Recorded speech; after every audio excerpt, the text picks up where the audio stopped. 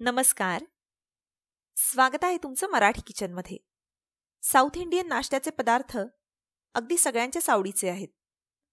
आज आपण अगदी सॉफ्ट आणि स्पॉन्जी इडली कशी बनवायची ते पाहणार आहोत. इडली रवा वापरून ही इडली बनवणार आहे. अगदी छान अशी मऊ लुसलुशीत होते. यासाठी 1 कप उडीद डाळ घेतली आहे. माझ्याकडे अख्खे उडीद होते ते मी घेतले आहेत. नेहमीची उडदाची डाळही घेऊ शकता. यात मेथीदाणे घालायचे असतील तर अगदी छोटा पाव चमचा मेथीदाणे घालावेत. डाळ चोळून स्वच्छ धुवून घ्यावी. यामध्ये भरपूर पाणी घालून डाळ भिजायला ठेवायची आहे.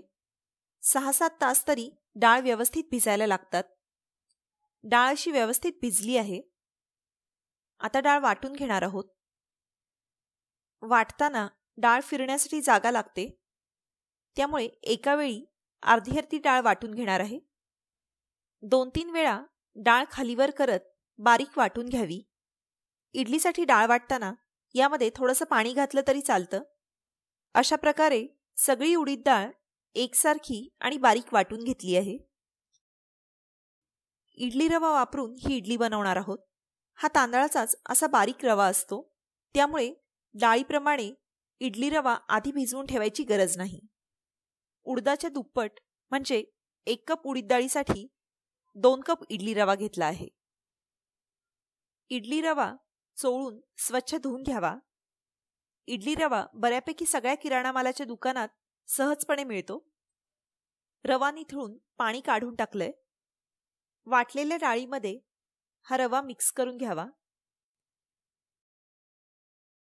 आता हे मिश्रण एकदा मिक्सरवर फिरवून घ्यायचे आहे. जर घट्ट वाटलं तर थोडं पाणी घालावं.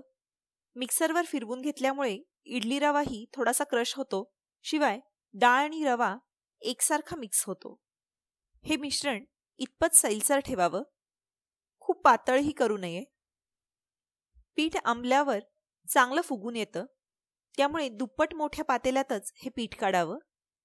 झाकण ठेवून हे पीठ आंबवण्यासाठी धक्का लागणार नाही अशा ठिकाणी ठेवून द्यावं.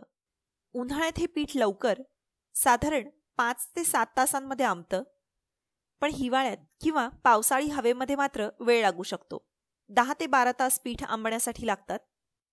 थंडी जर जास्त असेल तर अशा वेळी एखाद्या उबदार ठिकाणी ओव्हनमध्ये किंवा मायक्रोवेव्हमध्ये हे पीठ ठेवू शकता, किंवा एखाद्या जाड टॉवेलमध्ये हे भांडं असं दडपून ठेवू शकता.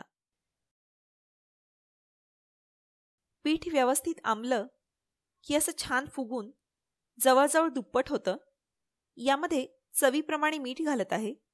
हे पीठ असं हलकं जाळीदार झालंय. पीठ जर खूप घट्ट वाटलं तरच पाणी घालावं. पीठ घट्ट झालं तर इडल्या घट्ट होतात, आणि जर पातळ झालं तर इडल्या फुगत नाहीत. साधारण अशी कन्सिस्टन्सी असावी. इडली कुकरमध्ये 1.5 ग्लास पाणी उकळायला ठेवलंय. इडलीच्या प्लेट्सना व्यवस्थित तेल लावून घ्यावं. अशा प्रकारे सगळ्या प्लेट्सना तेल लावून घेतलंय. साच्यामध्ये हे बॅटर घालत आहे.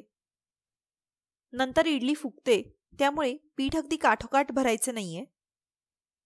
थोडं कमी पीठ भरावं. पाण्यालाही उकळी आली आहे. 1-1 प्लेट्स यामध्ये लावून घेत आहे. कुकरचं झाकण लावून इडल्या वाफवून घेणार आहोत. सुरुवातीला 10 मिनिटं गॅस हाय फ्लेमवर ठेवला आहे. नंतर 5 मिनिटं गॅस मीडियम ते लो फ्लेमवर केला आहे. अशा प्रकारे एकूण 15 मिनिटं इडली वाफवून घेतली आहे. गॅस बंद केल्यावर 2-3 मिनिटांनी कुकर उघडावा.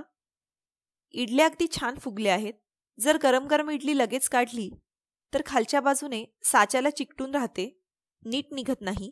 तसे होऊ नये म्हणून एका मोठ्या बाउलमध्ये पाणी घेतलं आहे. इडलीची प्लेट अशी पाण्यावर एकदा ठेवावी. प्लेटचा तळाचा भाग पाण्यात बुडाला पाहिजे. आता एखाद्या टोकदार चमच्याने आधी इडलीच्या कडा मोकळ्या कराव्यात, आणि मग अलगदपणे इडली काढावी, म्हणजे व्यवस्थित निघते. कडेने सगळ्या बाजूने इडली काढली की मग चमच्याने खालीपासून इडली काढावी. मात्र टोकदार चमचा वापरावा किंवा चाकू वापरू शकता. अशा प्रकारे इडल्या अगदी न चिकटता साच्यापासून निघाल्या आहेत. दुसरी एक पद्धत म्हणजे बाउलमध्ये बुडवण्याऐवजी चमचा पाण्यामध्ये बुडवून इडली काढून घेऊ शकता. मात्र प्रत्येक वेळी चमचा पाण्यात बुडवून घ्यावा. इडल्यांची पुढची बॅच लावताना टिश्यू पेपरने एकदा साचे साफ करून घ्यावेत आणि मग पुन्हा तेल लावून घ्यावं. कुकरमधलं पाणीही कमी झालेलं असतं, त्यामुळे पाणीही वाढवावं. इडली छान फुगली आहे. अगदी हलकी आणि स्पॉन्जी दिसत आहे. आतूनही छान जाळीदार झाली आहे. इडली रव्यापासून बनवलेली इडली अशी अगदी स्पॉन्जी आणि जाळीदार होते. सांबरमध्ये घातल्यावर अगदी छान भिजते. सांबर कसे बनवायचे त्याची रेसिपी याआधी शेअर केली होती. त्याचीही लिंक खाली डिस्क्रिप्शन बॉक्समध्ये दिली आहे, ती चेक करू शकता. त्याचप्रमाणे ही इडलीची रेसिपी कशी वाटली ते कमेंट्सद्वारे नक्की कळवा. व्हिडिओ आवडला तर लाईक आणि शेअर करायला विसरू नका. धन्यवाद.